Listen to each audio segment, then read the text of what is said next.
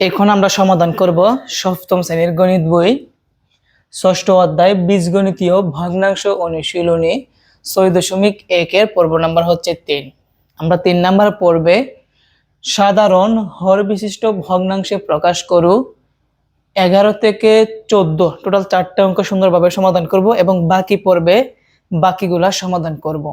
তো দেখো, এর আগে একটা জিনিস বুঝতে হবে যে সাধারণ হর বিশিষ্ট কথাটার মানে কি। সাধারণ হর বিশিষ্ট কথাটার মানে হচ্ছে হরগুলা একই রকম থাকবে, একই সমান থাকবে, সেটা হচ্ছে কি সাধারণ হর বিশিষ্ট ভগ্নাংশ। অর্থাৎ যে ভগ্নাংশের হরগুলা পরস্পর সমান থাকবে সেগুলাই হচ্ছে কি সাধারণ হর বিশিষ্ট। যেমন তোমাদেরকে আমি একটা দেখাই, যেমন আমি লিখলাম 5/10, তারপর লিখলাম 20/10, তারপর লিখলাম 15/10। এটা কিন্তু একটা সমহর বিশিষ্ট ভগ্নাংশ, অর্থাৎ সাধারণ হর বিশিষ্ট একটি ভগ্নাংশ। কিভাবে? কারণ এই ভগ্নাংশগুলোর প্রত্যেকটা হর দেখো একই রকম, 10 10 10 একই রকম, এই জন্য এটাকে বলা হয় সাধারণ হর বিশিষ্ট। আর যদি লব যদি এক সমান থাকতো তাহলে সেটাকে আমরা বলতাম সাধারণ লব বিশিষ্ট। বুঝতে পারছি? তার মানে এখানে যে ভগ্নাংশগুলো দেওয়া আছে এই ভগ্নাংশগুলোর মধ্যে দেখো প্রত্যেকটা হর কিন্তু আলাদা আলাদা, কিন্তু আমাকে প্রত্যেকটা হর একই রকম বানাতে হবে। এটাই কিন্তু প্রশ্ন বলছে যে সাধারণ হর বিশিষ্ট ভগ্নাংশে প্রকাশ করো। তো আসো আমরা এক এক করে সমাধান করি। 11 নাম্বার সমাধান।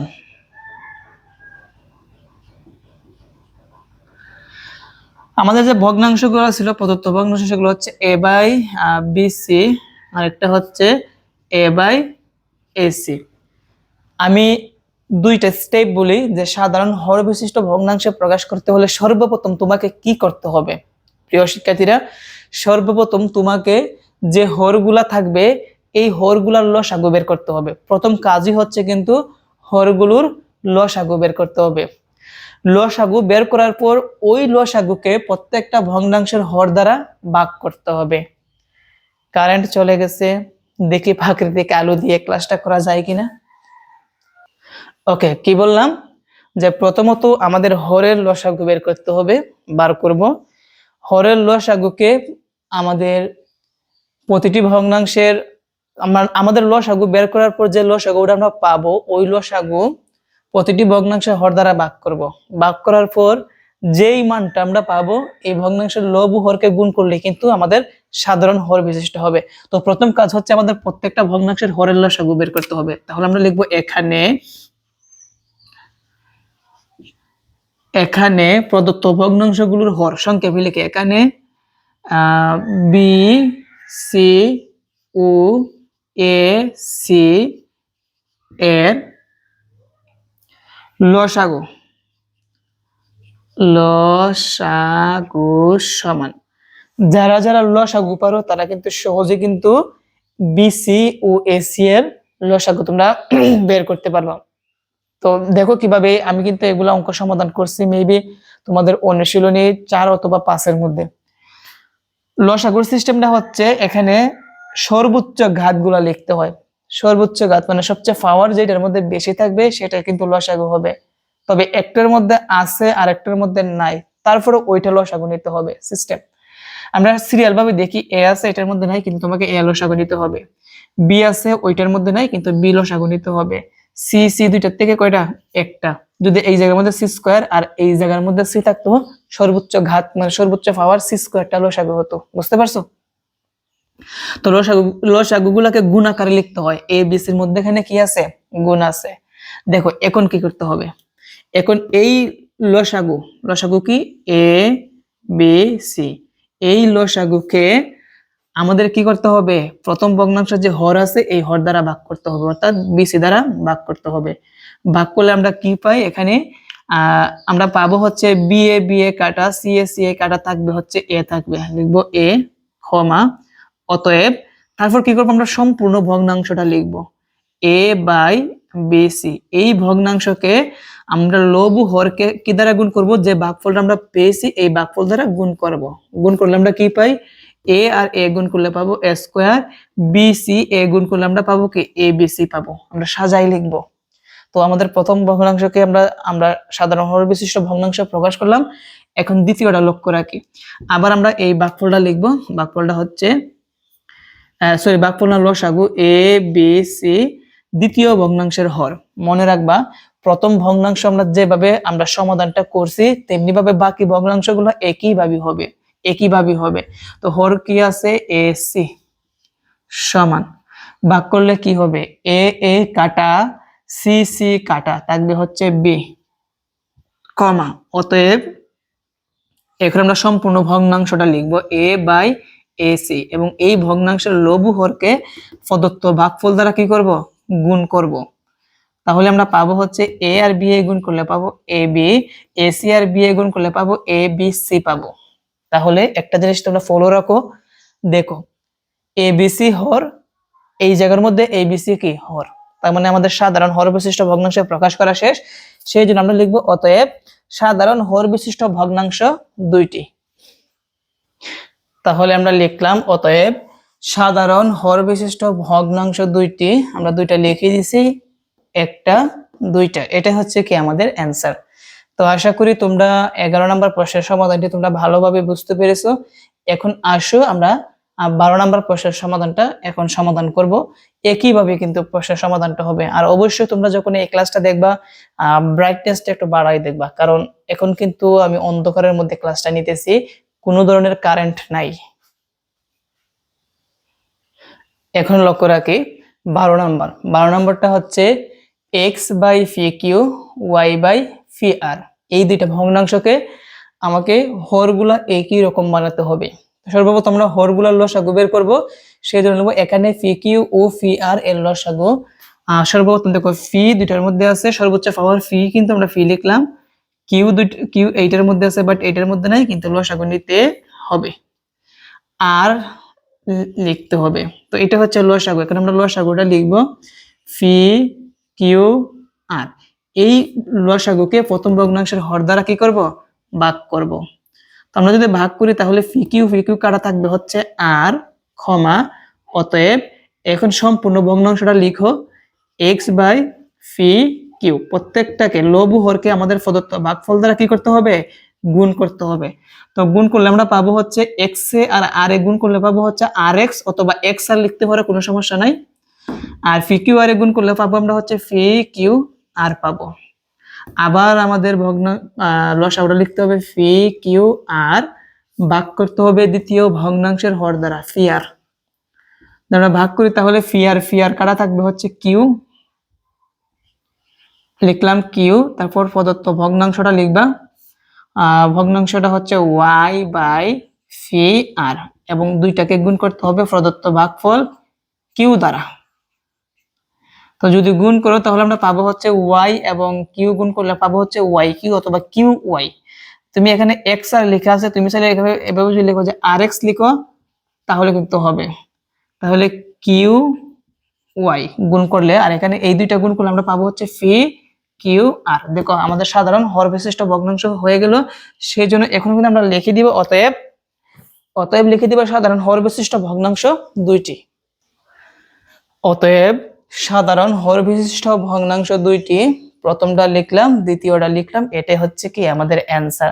যখনই তোমরা এগুলো সাধারণ হর বিশিষ্ট ভগ্নাংশে প্রকাশ করবা, তো এখানে কিন্তু কথাটা দুই ভাবে থাকতে পারে, সাধারণ হর বিশিষ্ট অথবা সমহর বিশিষ্ট ভগ্নাংশ, দুইটা কথা কিন্তু একই। যখন তোমরা এগুলা সাধারণ হর বিশিষ্ট ভগ্নাংশে প্রকাশ করবা তখন দেখবা যে হরগুলা একই রকম হইছে কিনা, যদি না হয় তাহলে বুঝবা তোমাদের অঙ্কটা হয়নি। 13 নম্বর প্রশ্নের সমাধান। তো 13 নম্বরটা হচ্ছে আর 2x বাই 3m আর দ্বিতীয় ভগ্নাংশটা হচ্ছে 3y বাই 2n।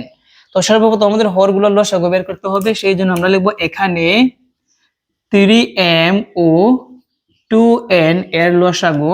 সর্বপ্রথম সাংখ্যিক সহগের লসাগু বের করবা। সাংখ্যিক সহগ কি? m এর সহগ হচ্ছে 3, n এর সহগ কত 2। তো আমরা 3 এবং 2 এর যদি নামতা পড়ি দেখবা 6 এর সাথে মিলবে। 3 একে 3, 3 দুগুণে 6, 2 দুগুণে 2 একে 2, 2 দুগুণে 4, 3 দুগুণে 6। যেহেতু 6 এ 6 মিলে গেছে সেই জন্য আমরা বলতে পারি 6 লসাগু। এবং m ও n এর লসাগু হচ্ছে mn। mn এর লসাগু কি mn হবে। আমরা তো জানি যে একটার মধ্যে আছে আর একটার মধ্যে নাই, তারপর আমাদের লসাগু নিতে হবে। এখন আমাদের এই ভাগফলটা লিখব 6mn প্রথম ভগ্নাংশের হর দ্বারা ভাগ করব। যদি আমরা ভাগ করি 3 6 এর মধ্যে কয়বার যায়? 2 বার যায়। m এ কাটা থাকবে হচ্ছে n, তাহলে 2n, ক্ষমা। অতএব এখন আমরা সম্পূর্ণ ভগ্নাংশটা লিখব 2x/3m এবং দুইটাকে আমরা গুণ করব প্রদত্ত ভাগফল 2n দ্বারা। যদি আমরা গুণ করি তাহলে আমরা পাবো হচ্ছে 2 দুগুণে পাবো হচ্ছে 4, x এ আর n এ গুণ করলে পাবো n x পাবো। 3 দুগুণে কত পাবো? 6, আর m এ আর n এ গুণ করলে কি পাবো? mn পাবো। আমরা আবার প্রদত্ত লসাগুটা লিখব 6mn দ্বিতীয় ভগ্নাংশের হর। 6 এর মধ্যে 2 6 এর মধ্যে কয়বার যায়? 3 বার যায়। n এ কাটা থাকবে হচ্ছে m থাকবে, ক্ষমা। অতএব প্রদত্ত ভগ্নাংশটা লিখি 3y/2n এবং দুইটাকে আমরা গুণ করব প্রদত্ত ভাগফল 3m দ্বারা। যদি আমরা গুণ করি তাহলে আমরা পাবো হচ্ছে 3 3 9, m আর y এ গুণ করলে হবে my হবে।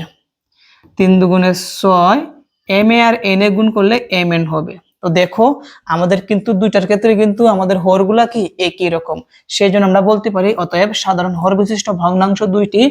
প্রথমটা হচ্ছে 4nx/6mn এবং দ্বিতীয়টা হচ্ছে 9my/6mn। এটাই হচ্ছে কি আমাদের অ্যান্সার। আশা করি বুঝতে পেরেছো। তো আসো এখন আমরা 14 নম্বরটা সমাধান করি। 14 নম্বরটা হচ্ছে a/a-b b/a+b।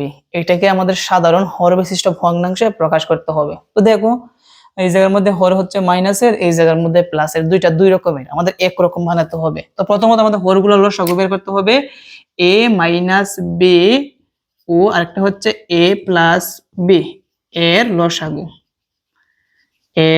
লসাগু, তো লসাগু লক্ষ্য রাখো, এটা হচ্ছে একটা বীজগণিতীয় রাশি, এটা একটা বীজগণিতীয় রাশি, দুইটা দুই রকম। যেহেতু দুইটা দুই রকমের সেজন্য দুইটাই কিন্তু আমাদের লসাগু হবে। আগে আমরা প্লাসেরটা লিখবো a+b ইন্টু a-b, মনে রাখবা ইন্টু আকারে লিখতে হবে, দুইটা দুই রকমের, দুইটাই লিখতে হবে। ওকে, তো এখন আমরা এই ভাগফলটা লিখবো a+b ইন্টু a-b। তো আমাদের কথা জানি কি ছিল? আমাদের কথা ছিল প্রথম ভগ্নাংশ হর দ্বারা ভাগ করব a-b দ্বারা।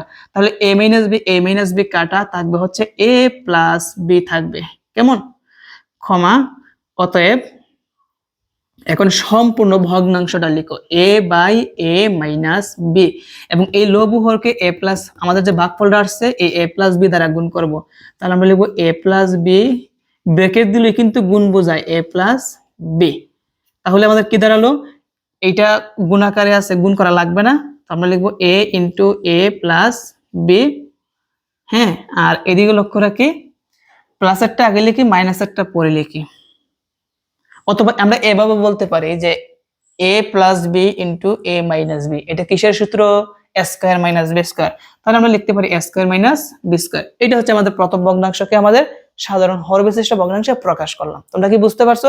নিচেরটা কিন্তু সূত্র, মাইনাসেরটা পরে বলো, প্লাসেরটা আগে আনো, তাহলে a+b ইন্টু a-b। আবার আমরা প্রদত্ত লসাগুটা লিখবো a+b ইন্টু a-b, দ্বিতীয় ভগ্নাংশের হর মানে a+b দ্বারা। তাহলে এখানে a+b কাটা থাকবে হচ্ছে a-b থাকবে, ক্ষমা। অতএব প্রদত্ত ভগ্নাংশটা লিখো b/a+b এবং উভয়টাকে আমরা গুণ করব প্রদত্ত ভাগফল a-b দ্বারা, a-b। তাহলে কি দাঁড়ায়? উপরে এটা গুণাকারে আছে, যেভাবে আছে সেমভাবে রেখে দেই, আর নিচে a+b ইন্টু a-b মানে কি a² - b²। দেখো হরগুলা একই রকম আসছে, তাই না? তাহলে হয়ে গেল।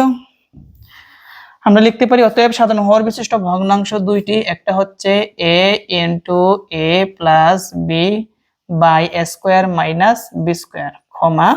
আর একটা হচ্ছে b into a-b divided by a² - b², answer. আজকের ক্লাস এই পর্যন্তই। যেহেতু কারেন্ট নাই, আসলে আমি ঘেমে গেছি।